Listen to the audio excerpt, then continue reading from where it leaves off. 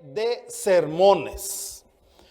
Una serie que va a culminar en el Viernes Santo.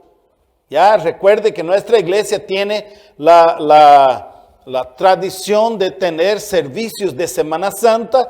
El jueves, el servicio del lavamiento de pies, de comunión. Y el viernes es el servicio llamamos el servicio de las 7 palabras o el servicio de pasión. Así que vamos a estar culminando esta serie de sermones el viernes de pasión. ¿Por qué? Porque vamos a trabajar desde hoy cada una de las 7 palabras de la cruz.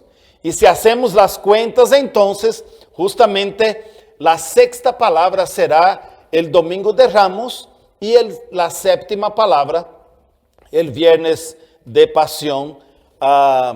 Así que hoy empezamos con la primera palabra de la cruz. ¿Sabe usted? Y si no lo sabe, déjame decirle entonces que en las Sagradas Escrituras está relatado 7 momentos en que Jesús habló estando en la cruz. 7 frases, nosotros decimos las 7 palabras, pero no es una palabrita apenas, son 7 frases que Jesús dijo estando clavado en la cruz. Y la primera de ellas, la que leímos en esta mañana, nuestra hermana Eunice nos leyó, fue: Padre, perdónalos porque no saben lo que hacen. Veamos el contexto del versículo de nuestra predicación de hoy. Luego de haber cenado con sus discípulos, luego de haber atravesado aquel momento angustiante, la agonía del Getsemaní, Jesús fue maltratado, juzgado durante muchas horas por aquellas personas a las que él había venido a ofrecer salvación. A aquellos a quienes él vino a salvar, lo apresaron, lo condenaron, y los eventos desde su arresto hasta la crucifixión son un poco difusos, no sabemos exactamente, hay relatos de una cosa, hay relatos de otra, pero si intentamos reconstruir las porciones de informaciones proporcionadas por los diferentes evangelios, podemos llegar a algo así. A las 12 de la medianoche, Jesús fue llevado ante Anás, el suegro de Caifás.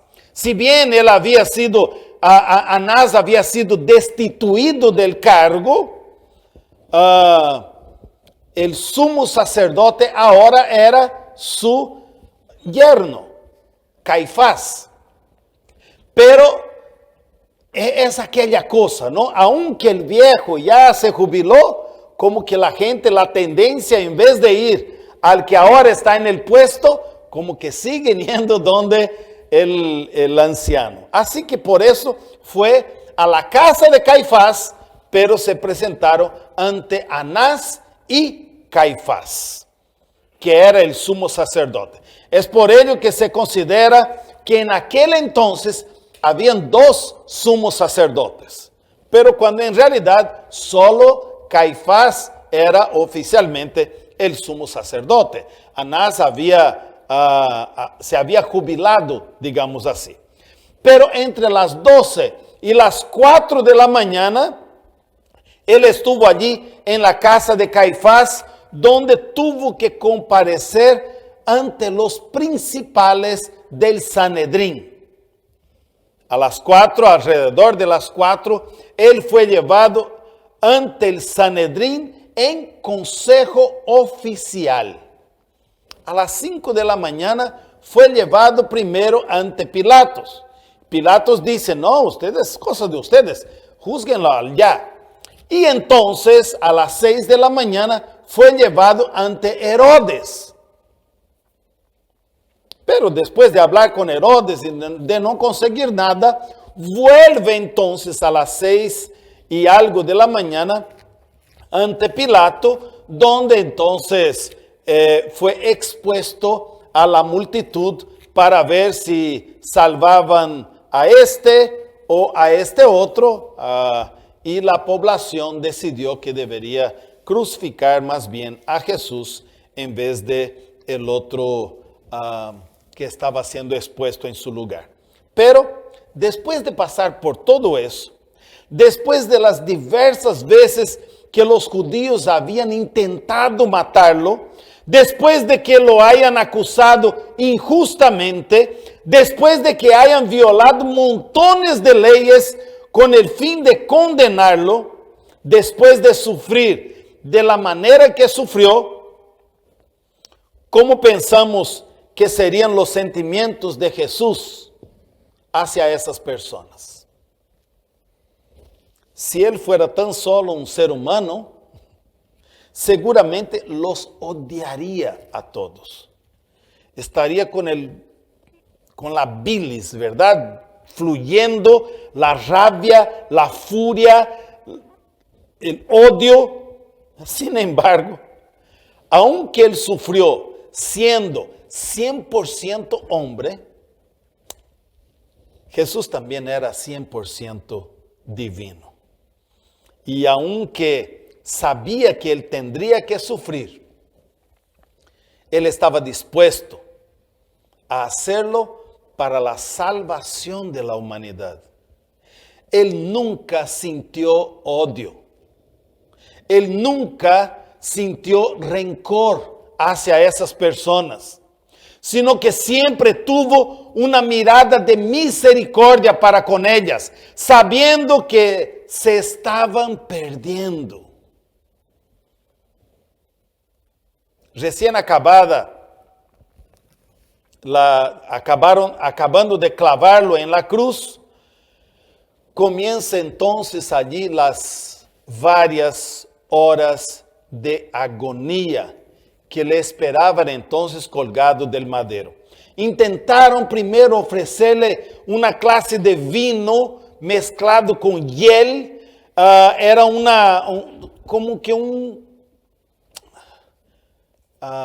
como para que no sintiera tanto dolor, un analgésico, ¿no? El alcohol mezclado con la hiel para que no tuviera tanto dolor, para aliviarlo, pero él lo rechazó. No quiso tomar ese brebaje que en cierta medida le daba alivio al dolor. Era necesario que él sufriera por el pecado de toda la humanidad. Así que, clavado en la cruz con 2 criminales a los lados, pronunció la primera de las 7 palabras, las 7 frases dichas desde la cruz. Padre, perdónalos porque no saben lo que hacen. Y hoy vamos a analizar esta expresión de Jesús desde la cruz del Calvario, y es interesante. Estábamos dialogando con un grupo de personas en esta semana para poder desarrollar este sermón, y una de las personas dijo, bueno, bien, buen presbiteriano, yo ya tengo las 3 divisiones. Padre, perdónalos porque no saben lo que hacen. Y encontré no solo cómica la expresión de aquel hermano, sino que con mucho sentido. Y más bien decidí dividir nuestro sermón en estas 3 partes. Padre, perdónalos porque no saben lo que hacen. Veamos entonces la primerísima palabra, ahora sí, palabra desde la cruz. La primera palabra que Jesús habló estando en la cruz fue Pater, Padre. En el Nuevo Testamento, donde encontramos la mayor revelación de Dios como Padre Celestial, la palabra griega usada por Jesús en aquel momento fue Pater. Este término en la primera instancia significa padre, pero tiene otros significados que también son muy importantes a la luz de nuestro tema.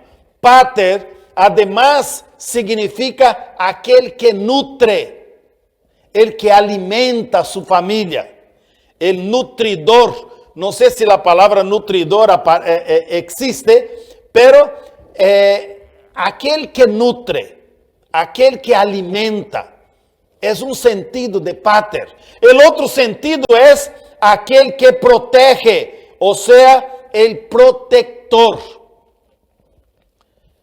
Y finalmente, el sustentador, el que sostiene la familia, el que sostiene la unión, la familia en sí misma. Entonces podemos ver que pater significa padre, pero significa nutridor, protector, sostenedor. Juan capítulo 1, versículos 12 y 13 dice así: mas a todos los que le recibieron, a quienes creen en su nombre, les dio potestad de ser hechos hijos de Dios.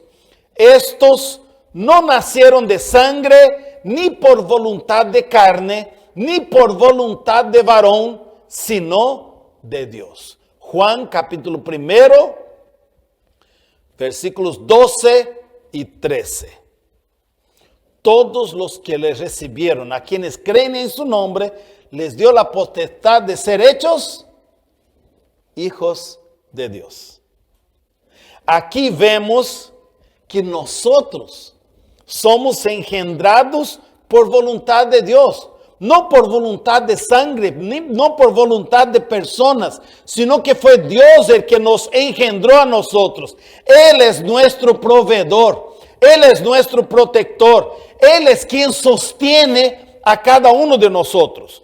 A pesar de todo lo que Jesús estaba pasando, Él reconocía que todo formaba parte de los planes de este Padre nutridor, protector, sostenedor. Y es por eso que en esa oración, más allá de las circunstancias, Él sigue reconociendo a Dios como su Padre. Y sigue dispuesto a hacer la voluntad de su Padre. Porque para eso vino a la tierra.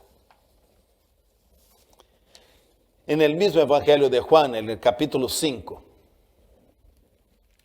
el versículo 30 nos dice: no puedo yo hacer nada por mí mismo. Según oigo, así juzgo. Y mi juicio es justo, porque no busco mi voluntad, sino la voluntad del Padre que me envió. Queda claro que Jesucristo tenía una meta en su vida. Y la meta de Jesucristo era cumplir la voluntad del Padre que lo envió. También nosotros podemos ver las palabras de Cristo en el capítulo 6 de Juan, en el versículo 38, que dice: he descendido del cielo, no para hacer mi voluntad, sino la voluntad del que me envió. Sino la voluntad de aquel que me envió. O sea, Cristo tenía claro que Él vino a este mundo a cumplir la voluntad del Padre. La gracia de Jesús viene a enseñarnos que aún frente al absurdo, al problema, a la crisis, al valle de sombra y de muerte, un hijo de Dios jamás duda de su relación como hijo. Puede estar pasando la crisis mayor que sea. Un hijo de Dios no duda de su relación, no duda del Padre. ¿Cuántas personas perdieron la perspectiva de Dios como su Padre celestial por el simple hecho de que la protección que esperaba de parte de Dios no llegó como él o ella quería. ¿Cuántas personas se alejaron del Señor simplemente porque Dios no me protegió como yo esperaba que me protegiera? ¿Cuántas personas se distanciaron de Dios solamente porque no recibieron de Dios el sustento o la bendición económica que esperaban? ¿Cuántas personas se distanciaron de Dios solo porque sus padres terrenales no cumplieron con la responsabilidad de amar, nutrir, proteger y sustentar? Se hace difícil entender la faceta, ese lado de la paternidad de Dios por el limitado concepto que se ha formado debido a las experiencias dolorosas con padres irresponsables en este mundo. Por eso cuando hablamos de padre, algunas personas rechazan llamar a Dios Padre porque su figura de padre es una figura inadecuada. Alguien que no cuidó, que no protegió, que no sustentó, que no amó. Y por eso ve difícil llamar a Dios Padre. Mis hermanos, pídele al Espíritu Santo que te revele a través de la Biblia y a través de tu diario vivir el verdadero tipo de Padre que Dios es. Y que puedas entender y disfrutar de tu identidad como hijo de Dios. Pida al Espíritu que te revele lo hermoso que es ser hijo de un Padre tan grandioso como Dios. Lo que significa Dios Padre.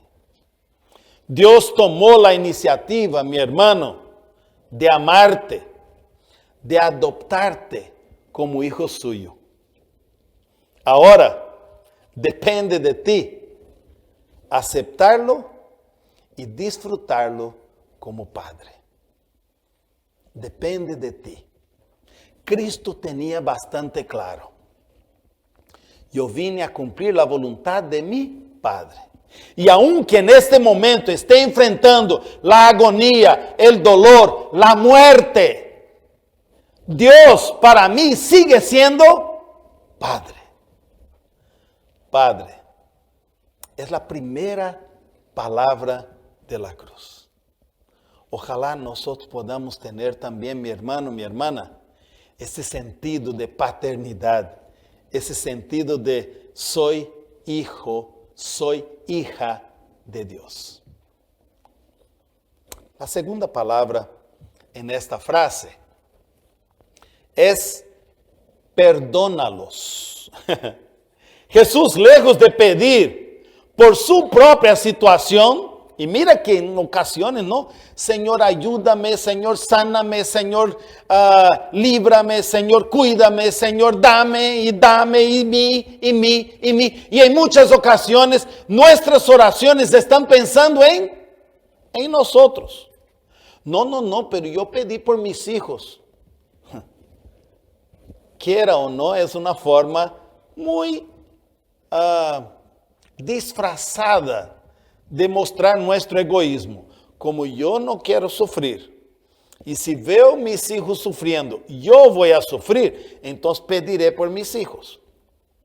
Como yo no quiero sufrir, y si mis papás o si mis amigos están sufriendo, yo voy a sufrir, entonces más bien pediré por ellos. ¿Por qué no pedimos por nuestros enemigos? Raramente lo hacemos, ¿no es cierto? ¿Cuántos de ustedes oraron por Putin en esta semana?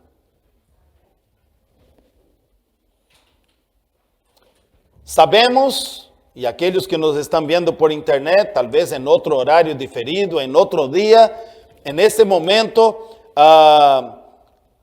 Rusia se encuentra en una invasión a Ucrania, poniendo un montón de justificativas que hasta ahora no convenció a nadie.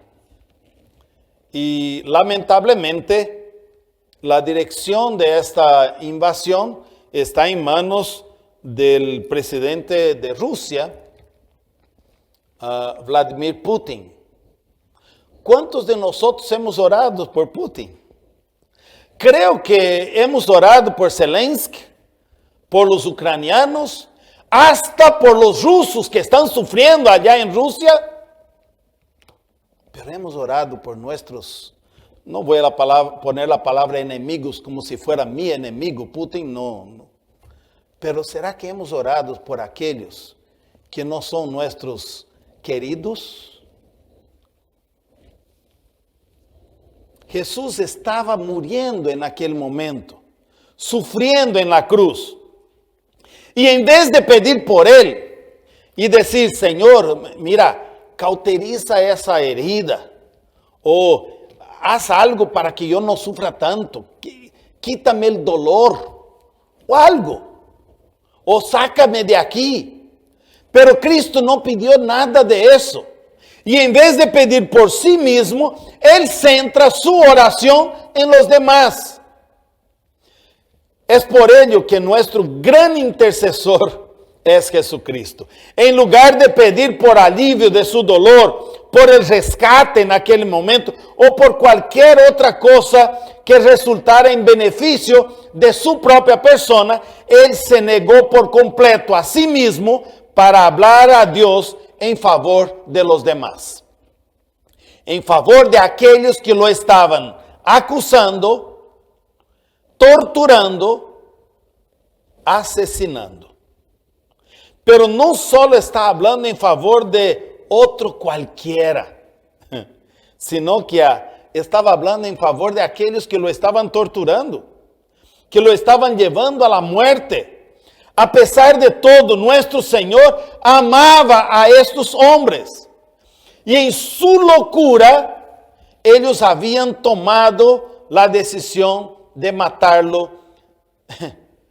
Y el Señor le pedía a Dios que los perdone a todos ellos. En Tito capítulo 2, versículo 11, dice así: la gracia de Dios se ha manifestado para salvación de toda la humanidad. Tito, capítulo 2, versículo 11. La gracia de Dios se ha manifestado para salvación de toda la humanidad. Juan nos muestra que Dios ofrece la salvación a todos, que Dios ofrece el perdón para todos, que Dios ama a todo el mundo. Creo que usted tiene de memoria aquel versículo de Juan capítulo 3, versículo 16. Porque de tal manera amó Dios al mundo que ha dado a su Hijo unigénito para que todo aquel que en él cree no se pierda, mas tenga vida eterna. De tal manera amó Dios a todo el mundo. Y Romanos capítulo 5 en el versículo 10 dice que nosotros éramos enemigos de Dios.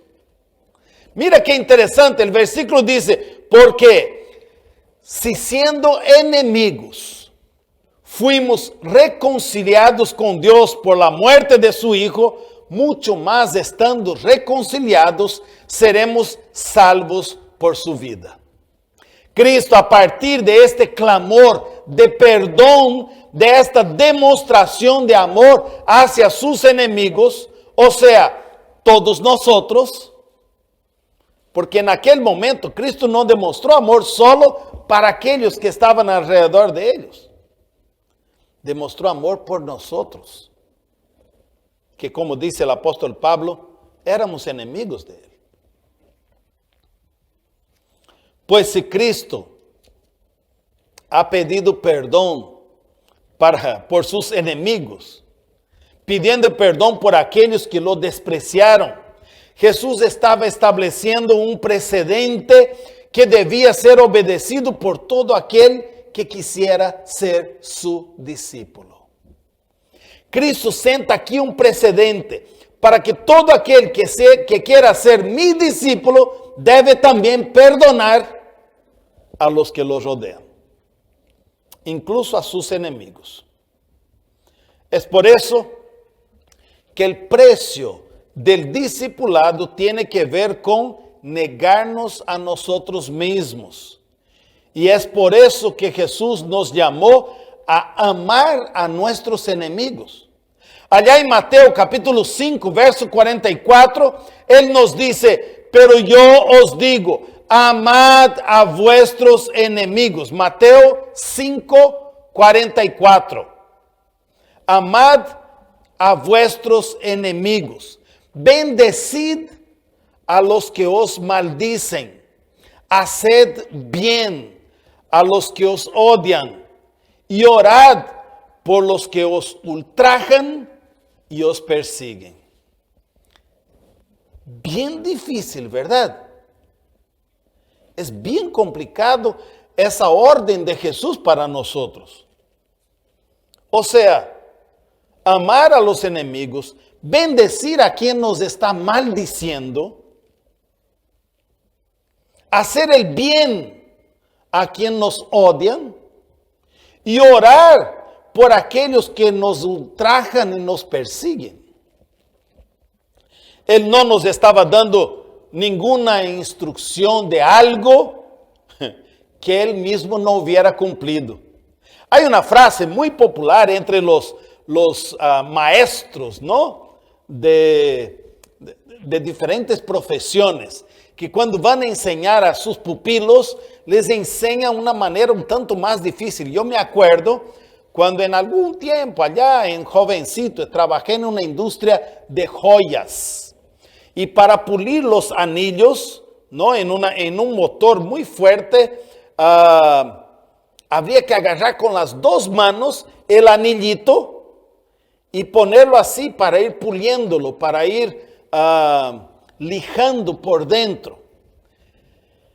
Y yo veo que mi instructor agarraba con una sola mano y a mí me hacía hacer con las dos manitos, ¿verdad?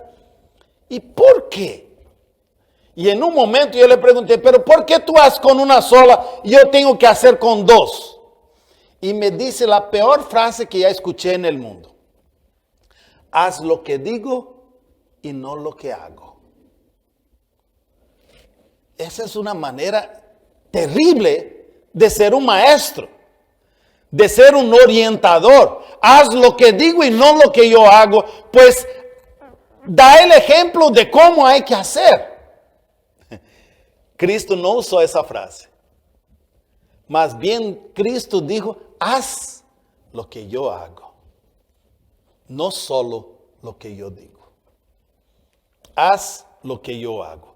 Y Cristo nos dio el ejemplo de cómo debemos orar por aquellos que nos ultrajan y nos persiguen. ¿No es ese el final del versículo 44 del capítulo 5 de Mateo? Orar por los que os ultrajan y los persiguen. Pues Cristo dio el ejemplo. No solamente nos mandó a hacerlo, sino que Él también lo hizo. Siendo así, la oración que Jesús hace por aquellos que lo rechazaron es digna de imitar por todos los que estamos unidos a Él. Cuando nos toque pasar por momentos de sufrimiento, por momentos de persecución, oren por aquellos que os persiguen y os ultrajan. Pídele al Espíritu Santo que te ayude a perdonar a aquellos que te ofendieron. ¿No se acuerda usted de aquel texto en Mateo capítulo 6, versículo 12? En la oración del Padre Nuestro, Cristo nos enseña diciendo, perdónanos nuestras deudas como también nosotros perdonamos a nuestros deudores. Perdónanos nuestras deudas como también nosotros perdonamos a nuestros deudores. Dios tomó la iniciativa de perdonarte, mi hermano, mi hermana. Ahora depende de ti perdonar a otros como Él te perdonó a ti. Y finalmente, llegamos al final de la frase. porque no saben lo que hacen. Cada vez que predicamos sobre esta palabra de Jesús en la cruz, el énfasis siempre se queda en el perdón, en sobre cómo nosotros debemos aprender como el ejemplo de Cristo, a perdonar a otros, lo que acabamos de hablar. Pero generalmente cuando hablamos de esa palabra de Cristo en la cruz, el énfasis se queda allí, en el perdón. Pero de esta vez, yo traté de mirar el texto desde una perspectiva personal. Y recordé el texto de Isaías, capítulo 53, el versículo 5, donde dice: mas él herido fue por nuestras rebeliones, molido por nuestros pecados. Él herido fue por nuestras rebeliones, molido por nuestros pecados. Cuando Cristo ruega el perdón en aquella tarde, no era solamente para los soldados que lo estaban ejecutando. No era solamente por las autoridades judías que lo condenaban. No era solamente para las centenas de personas que estaban allí para ver un espectáculo de sangre. Cuando Cristo dice: perdónalos porque no saben lo que hacen, no estaba hablando solo a los soldados, a los judíos o a las personas que veían el espectáculo. Era por mí. Era por ti, mi hermana. Porque no sabes lo que haces. Por las veces que nos alejamos de Él, buscando satisfacer los deseos de la carne, porque no saben lo que hacen. Por las veces que preferimos otras cosas, otras actividades, en lugar de darle el primer lugar al Dios en nuestras vidas, porque no saben lo que hacen. Por las veces que preferí el fútbol, la película, la novela, el campeonato antes de la adoración y la alabanza, porque no saben lo que hacen. Por las veces que el deseo de triunfar económicamente ocupó un lugar privilegiado, colocando al Señor en un segundo plano, porque no saben lo que hacen. ¿Cuál es el motivo por el cual Jesús hace esa petición? Es por causa de la necedad humana. Necios somos. Es por eso que el salmista, en el capítulo 14, versículo 1, puede decir: necio, el necio dice en su corazón que no hay Dios. El necio dice en su corazón que Dios no existe.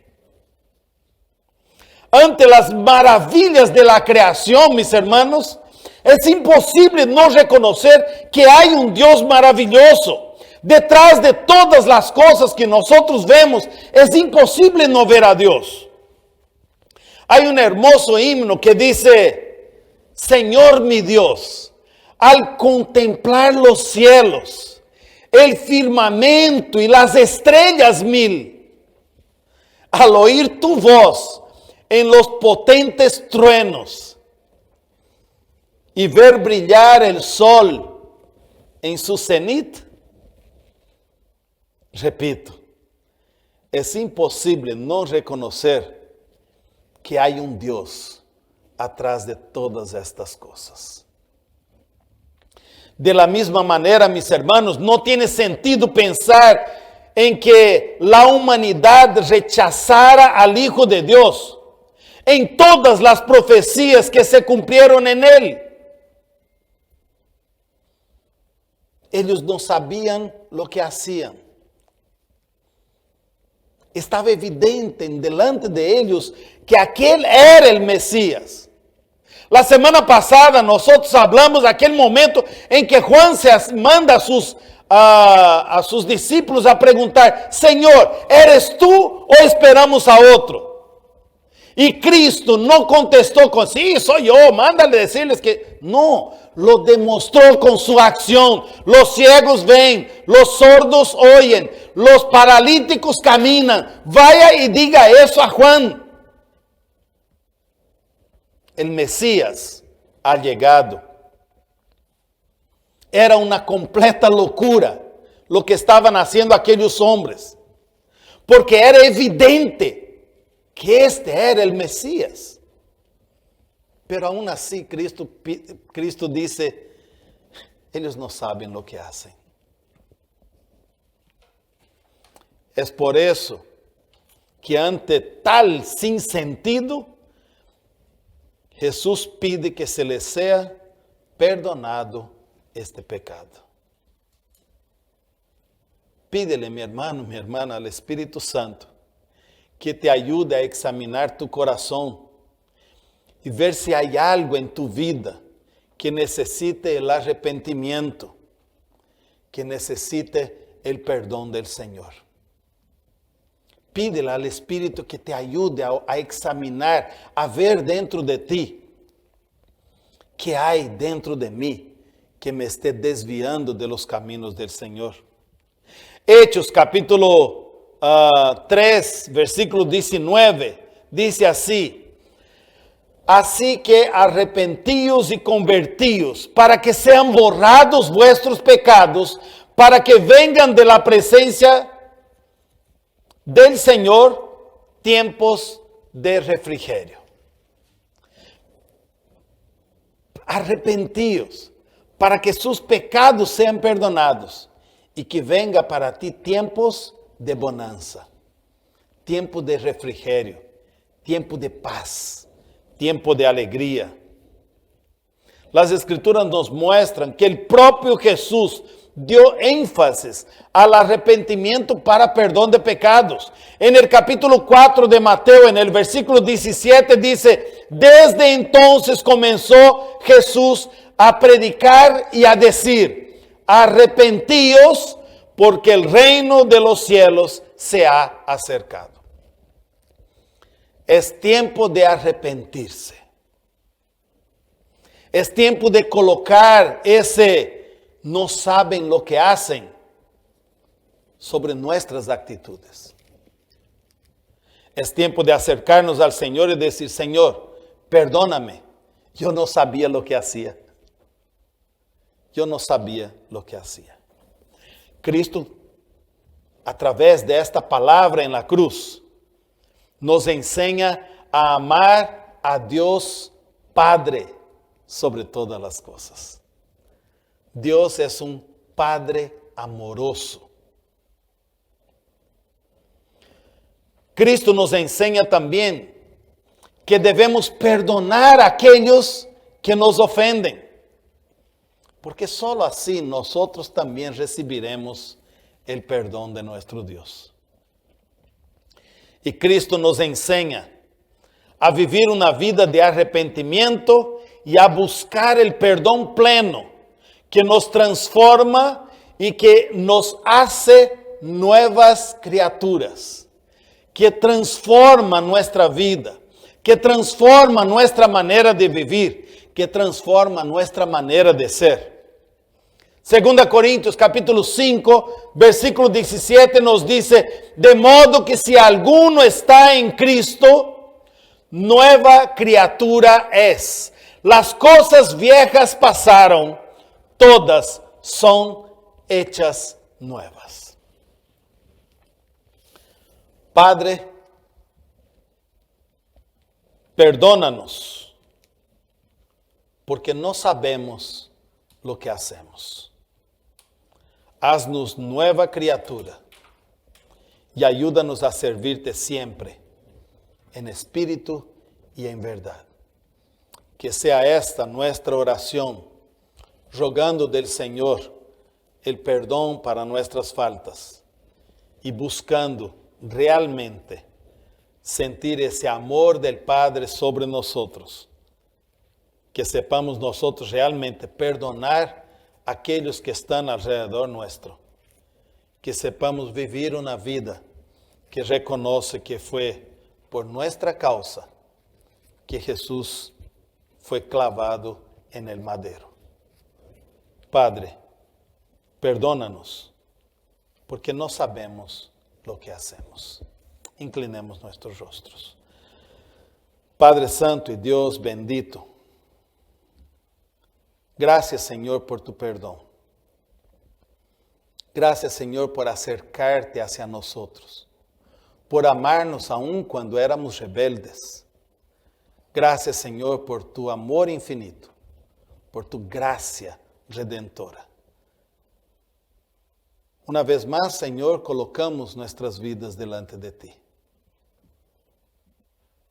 Y en muchas ocasiones éramos ignorantes, no sabíamos lo que estábamos haciendo. Danos, Señor, la capacidad de servirte siempre, de amarte siempre, de adorarte siempre.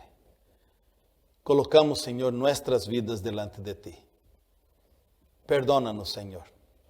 No sabíamos lo que hacíamos. Danos ahora, Señor, criterio para hacer tu voluntad en todo momento. En Cristo Jesús oramos. Amén.